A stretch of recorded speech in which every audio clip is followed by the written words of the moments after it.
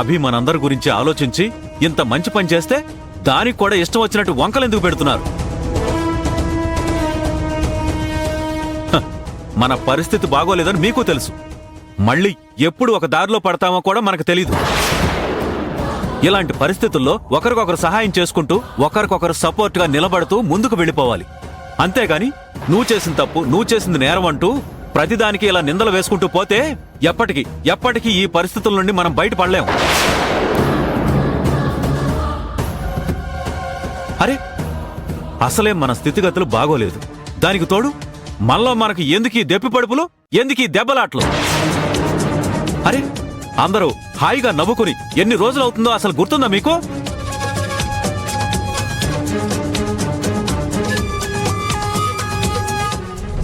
సంతోషం అనే మాటకు దూరం అయిపోయి మనం ఎలా బ్రతుకుతున్నామో మీకు తెలుస్తుందా? ఇలాంటి సమయంలో కూడా ఇలాంటి చిల్లర గొడవలు అవసరమా? అది కాదు మావయ్య గారు, అసలు అభి చేస్తున్న పనులు. లలిత ఇంకాపు. అభికి తోచిన మంచి పనేదో తను చేసింది. వీలైతే దాన్ని గుర్తించు. అంతేగాని ఇలా గుచ్చి నీ మాటలతో హింసించొద్దు. పద లోపలికి.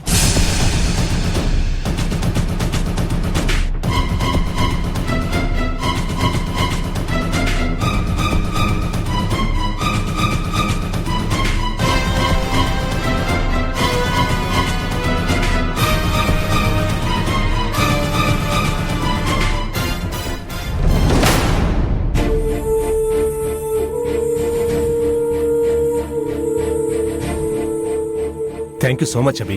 Thank you.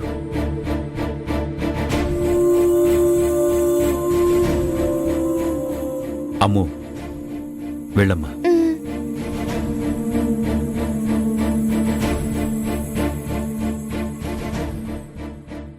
అమ్మా అభి, నీ స్థానంలో ఉన్న ప్రతి ఒక్కరూ నీలా ఆలోచించరు.